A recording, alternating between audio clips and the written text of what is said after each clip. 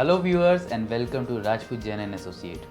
Today we will be discussing about the various aspects of GST registration in India. So first of all, it is very important to know what exactly GST means. GST stands for Goods and Service Tax. The main motive was to have one nation, one tax structure.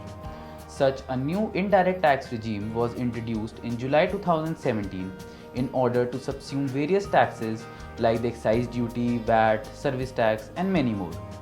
Thus, GST is levied on the supply of goods and services and is hence known as the comprehensive, multi-stage and a destination-based tax. Now, having discussed about the meaning of GST, we now come on to the different types of GST. So GST Act mainly constitutes of 5 taxes, namely the CGST, SGST, UTGST, IGST and GST compensation cess. So first one is CGST. CGST or the Central Goods and Service Tax is the tax which is collected by the central government on an intra-state supply. So with intra-state supply we mean a supply that is taking place within the same state. Second one is SGST or the State Goods and Service Tax.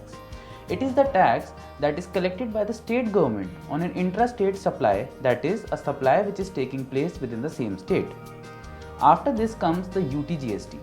UTGST is the tax which is collected by the Union Territory on an intra-state supply, that is a transaction which is happening within the same Union Territory. So fourth one is IGST, that is the Integrated Goods and Service Tax. It is a tax that is collected by the central government for an interstate supply or sale of transaction. Last one is GST compensation cess. Such a tax is levied in order to compensate the state in respect of loss which they have faced due to the introduction of GST. Now, for a person to pay taxes under GST, they are required to obtain GST registration. It is to be noted that GST registration do not apply to all taxpayers. So basically, we have two governing sections for GST registration.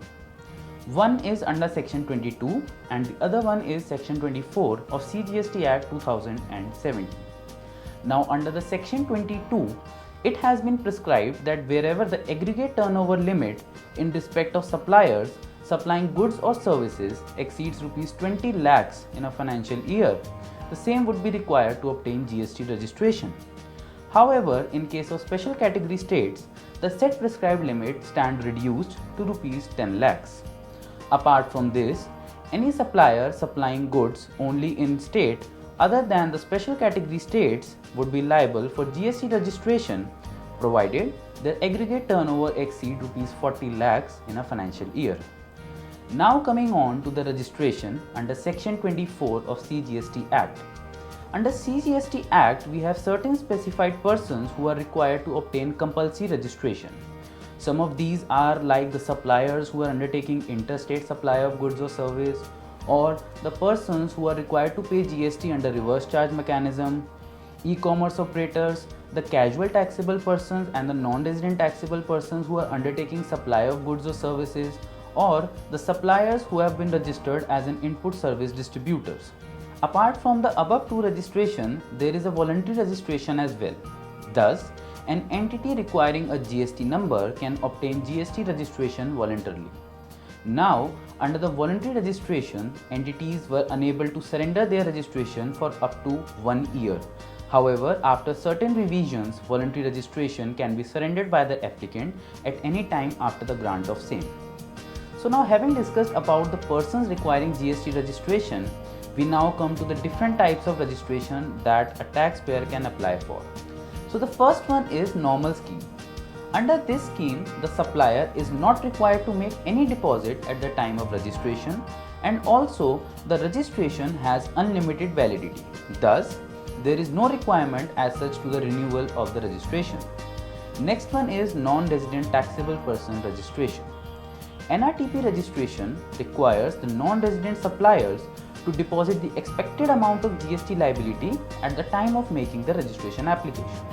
Also, the NRTP registration is valid for a maximum period of 3 months. Thus, the non-resident suppliers would be required to take fresh registration after the expiry of 3 months from the grant of initial registration. Next comes the casual taxable person registration.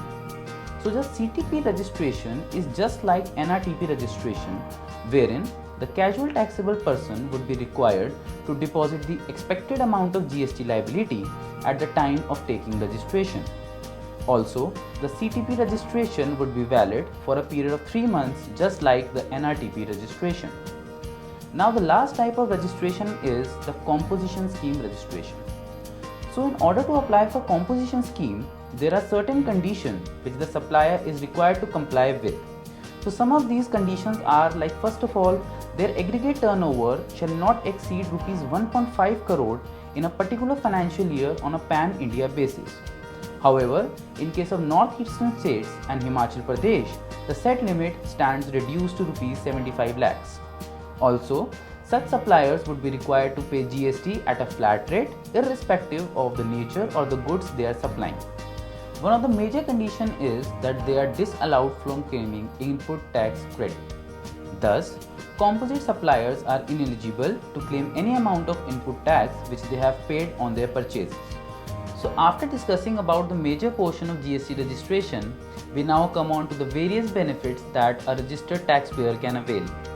So under the benefits we have, first of all, the supplier obtains a legal recognition as a supplier of goods or service.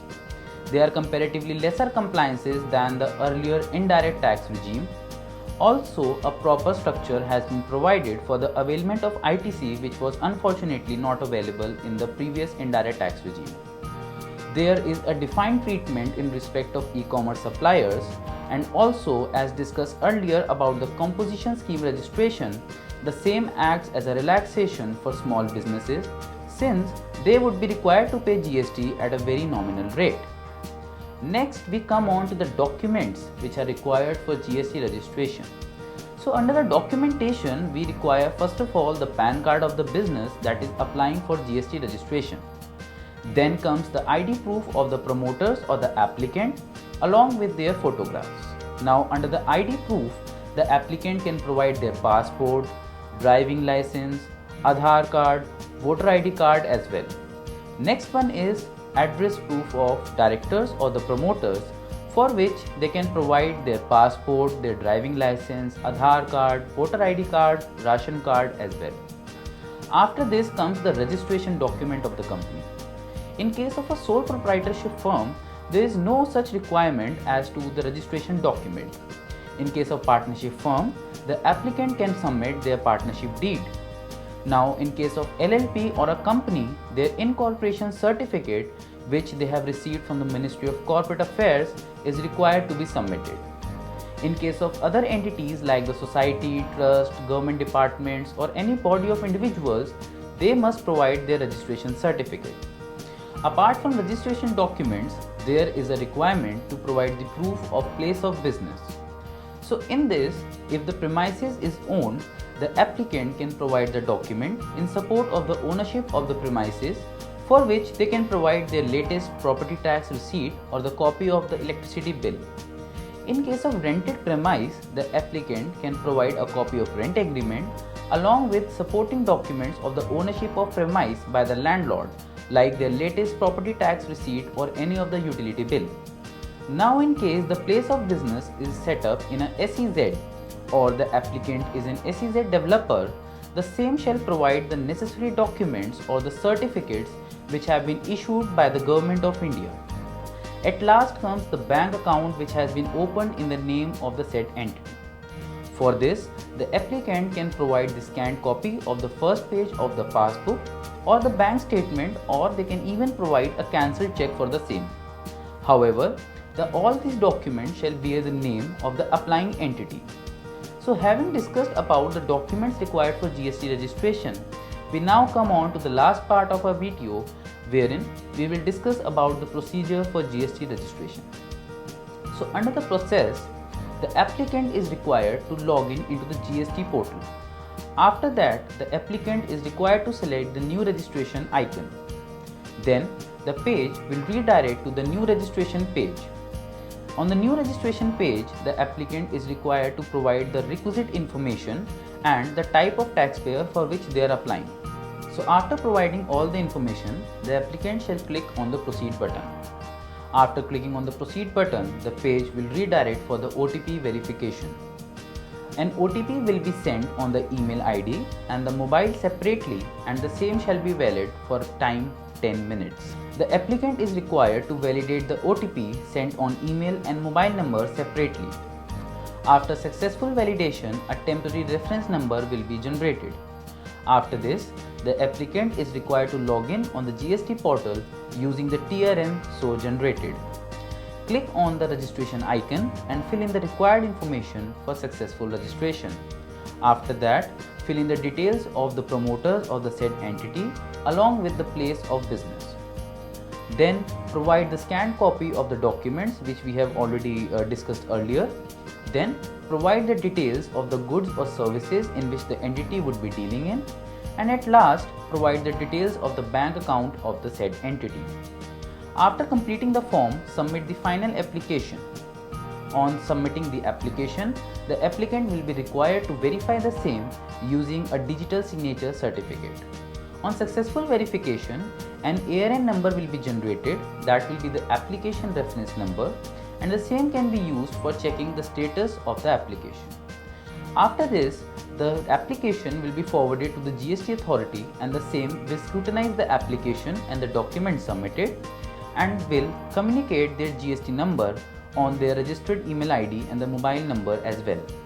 So this was all about GST and its registration process. If you need more help, do contact Rajput Jain and Associates. Thank you.